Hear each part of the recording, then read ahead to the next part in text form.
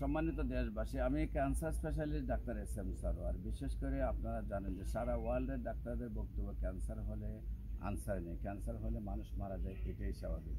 আমি বলবো ক্যান্সার হলে আনসার নেই সেই কথার কোনো ভিত্তি নেই। ক্যান্সার সম্পূর্ণরূপে সুস্থ হয়। বিশেষ করে আপনারা ইউটিউব, ফেসবুক, গুগলে যদি ক্যান্সার গবেষক ডাক্তার এস এম সারোয়ার লেখেন, আপনারা কয়েক হাজার ক্যান্সার রোগী পাবেন যারা সুন্দরভাবে সুস্থ হয়েছে।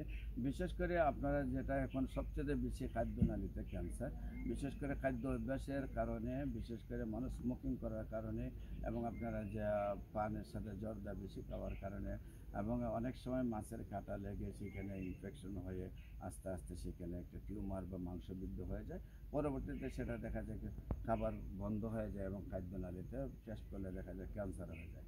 এখন অধিকাংশ রোগীরই দেখা যাচ্ছে যে খাদ্যনালীতে ক্যান্সার, বিশেষ করে খাদ্যনালীতে টিউমার হয়ে, থাইরয়েড হয়ে, থাইরয়েড থেকে ক্যান্সার হয়ে যায়, টিউমার থেকে ক্যান্সার হয়ে যায়, মাংসবৃদ্ধি হয়ে ক্যান্সার হয়ে যায়, আপনার গলায় টনসিল হয়ে সে ক্যান্সার হয়ে যায়। সেই খাদ্যনালী ক্যান্সারের জন্য যারা মনে করেন যে খাদ্যনালী ক্যান্সার সুস্থ হবে না, তাদেরকে আমি বলবো যে খাদ্যনালীতে ক্যান্সার হলে আপনারা বিশেষ করে আপনারা গণস্বাস্থ্য হোমিওতে আসবেন। নিয়মিত 4 মাস চিকিৎসা হলে সুন্দরভাবে সুস্থ হয়ে যাবে। খাদ্যনালীতে ক্যান্সার হলে আনসার নেই সেই কথার কোনো ভিত্তি নেই। ক্যান্সার সম্পূর্ণরূপে ভালো হয়।